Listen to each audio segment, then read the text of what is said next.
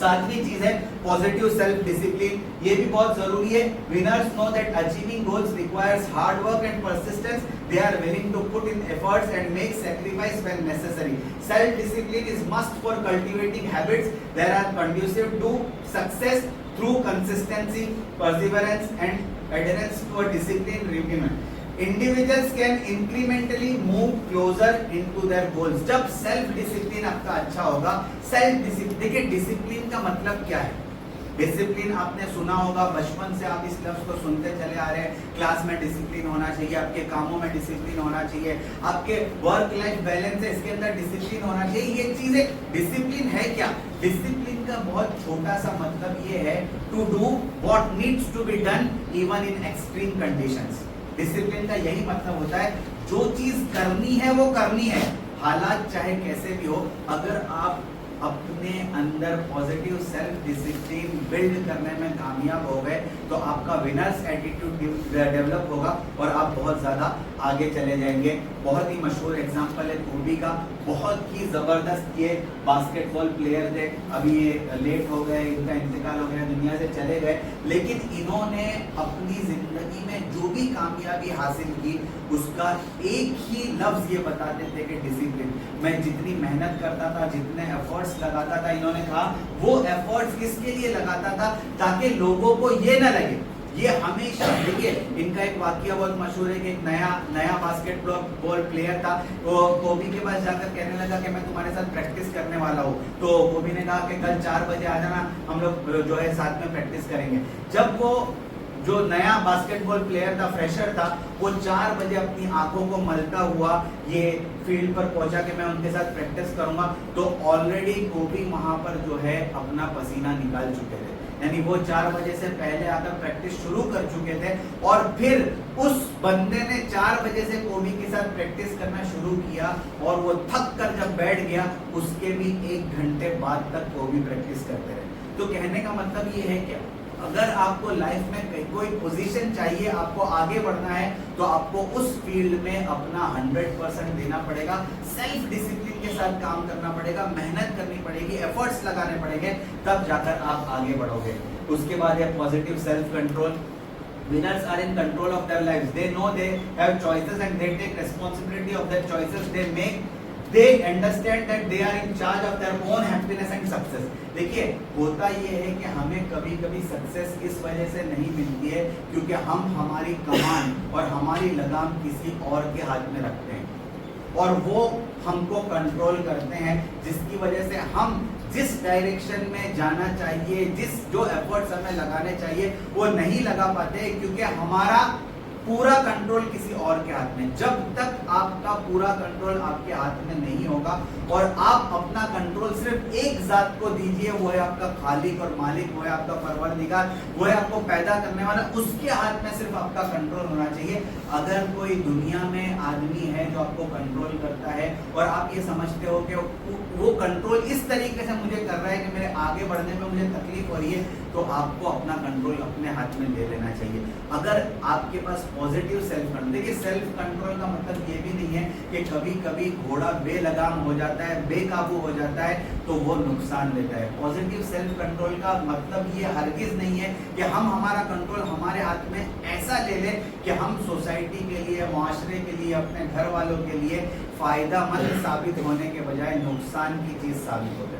Self control का मतलब ये है कि आपको हर चीज के बारे में ये पता होना चाहिए कि मेरे लिए सही क्या है, मेरे लिए गलत क्या है, और फिर आप अपनी एक डायरेक्शन सेट करके आप काम कर रहे हैं, तो जाकर आप कामयाब होंगे। कंट्रोल अपने हाथ में, पॉजिटिवनेस का मतलब यही है कि आपको सही और गलत का फर्क करना आता हो, सही और गलत के दरमियान तमीज करना आता हो और सीधे रास्ते पर चलना आपको आता है, तब जाकर आप कामयाब होंगे। और इसका एग्जाम्पल माइकल जॉर्डन है। अगेन ये बहुत ही जबरदस्त बास्केटबॉल प्लेयर आप जानते हैं और इनके बहुत सारे रिकॉर्ड्स हैं, बहुत सारे इन्होंने काम किए हैं और ये सब चीजें इन्होंने की सेल्फ कंट्रोल से। कि सेल्फ कंट्रोल इनके पास ये बहुत ही ज्यादा, देखिए ऊपर लिखा है, he was mentally very tough and had very strong self control. A great example, इनका एक बहुत जबरदस्त एग्जांपल है। 1997 में एक NBA फाइनल्स हो रहा था और ये बहुत ज्यादा बुखार में थे, इनको बहुत ज्यादा तकलीफ थी। इस गेम का नाम ही फ्लू गेम रख दिया गया। क्योंकि जॉर्डन उस वक्त इतने ज्यादा बीमार थे कि लोगों ने कहना शुरू कर दिया कि अब ये गेम में नहीं आएंगे, और जब जॉर्डन गेम में नहीं आते तो सामने वाला आधी गेम जीत जाता है। लेकिन इन्होंने बुखार होने के बावजूद अपने ऊपर सेल्फ कंट्रोल रखा, और उन्होंने अपनी बॉडी के ऊपर, अपने मेंटल एबिलिटीज के ऊपर सेल्फ कंट्रोल रख के बुखार के बावजूद वो आए और इन्होंने खेला, और खेलने के बाद इन्होंने 38 पॉइंट स्कोर किए उस गेम में, और ये गेम जो है इनको चैंपियनशिप दिलाने तक बहुत ज्यादा कारआमद और मुफीद साबित हुई। तो इन्होंने जो बीमारी की हालत में भी अपने ऊपर कंट्रोल रखा, और ये आए, इन्होंने एफर्ट्स लगाए, और जो रिजल्ट मिला ये बताता है कि सेल्फ कंट्रोल अगर आपके ऊपर आपका है, आप अपने ऊपर कंट्रोल कर सकते हैं, डायरेक्शन आपका सही है, तो आप विनर्स वाला एटीट्यूड डेवलप कर सकेंगे। नौवीं चीज है पॉजिटिव सेल्फ प्रोजेक्शन। आप अपने आप को कैसे प्रोजेक्ट करते हैं? Winners project a positive image to the world. आपकी इमेज सामने, वर्ल्ड के सामने बहुत पॉजिटिव होनी चाहिए। They communicate effectively, build strong relationship and influence others positively. अगर ये कर सकते हैं, आपका प्रोजेक्शन कैसा है, आप सामने वाले को कैसे दिखते हैं, दुनिया वालों के सामने आपको कैसे प्रेजेंट करते हैं, कैसे, ये बहुत ज्यादा इंपॉर्टेंट है। और इसका बहुत जबरदस्त एग्जांपल है ऑफ्रा। आप जानते हैं इनको, इनकी पूरी लाइफ को बहुत ही ज्यादा ये इंस्पायरिंग इनकी जिंदगी है। ये बहुत ही छोटी उम्र में थी, इनके माँ बाप अलग हो गए, और इनका बचपन पूरा कभी माँ के घर में, कभी बाप के घर में, इधर से उधर शिफ्ट होने में गुजर गया। फिर ये जब थोड़ी बड़ी हुई तो टीनेज के जमाने में इनको फिजिकल, मेंटल अब्यूज किया गया, और बहुत ज्यादा ये परेशान हुई। फिर इन्होंने 19 इयर्स की उम्र में सेल्फ प्रोजेक्शन शुरू किया, उसके ऊपर काम किया, और आप देखिए कि आज ये किस मकाम पर है, कहां तक ये चली गई है। बहुत ज्यादा इन्होंने अपना अचीव किया। क्यों? एक जमाने में ये जब बहुत छोटी बच्ची थी, इनका सेल्फ प्रोजेक्शन बहुत वीक था, ये अपने आप को किसी के सामने प्रेजेंट नहीं कर सकती थी। क्योंकि आप देखिए, एक ब्लैक लेडी जब अपने आप को सेल्फ प्रोजेक्ट करेगी, जब उसके पास कुछ भी नहीं है, कोई हैसियत नहीं है उसकी, तब वो बहुत ज्यादा डीमोटिवेट होती है। लेकिन फिर इन्होंने जब अपने आप को तैयार किया, और जब प्रिपेयर किया इतना ज्यादा कि दुनिया वालों के सामने खड़े रहने के लिए इन्होंने अपनी कैपेबिलिटीज को, अपनी सलाहियतों को बहुत निखारा, बहुत उभारा, और फिर इस मकाम पर पहुंचे कि ये जबरदस्त अपने आप को प्रोजेक्ट कर सकी। तो ये सेल्फ प्रोजेक्शन आपका पॉजिटिव होगा तो आप विनर्स वाला एटीट्यूड डेवलप कर सकते हैं। 10वीं और आखिरी चीज है self dimension. Winners understand the importance of balance life. They make time for all aspects of their life including work, family, friends, hobbies and self care. देखिए, सेल्फ डायमेंशन का मतलब ये है कि आप किसी एक फील्ड में काम कर रहे हो तो आपको कामयाबी हासिल करने के लिए जरूरी नहीं है कि आप उसके अंदर इंतहा तक घुस जाओ। क्योंकि एक फील्ड में काम करने के साथ एक इंसान को सोसाइटी और माशरे में जब रहना होता है तो बहुत सारे लोगों से उसको डील करना पड़ता है। उसकी फैमिली होती है, उसके दोस्त होते हैं। आपने सिर्फ एक चीज के ऊपर फोकस करके उसके ऊपर काम करना शुरू कर दिया और दूसरे एस्पेक्ट्स के ऊपर आपने फोकस नहीं किया, आपके डायमेंशन सब जो है ये प्रॉपर नहीं है, तो आप कामयाब नहीं हो सकेंगे।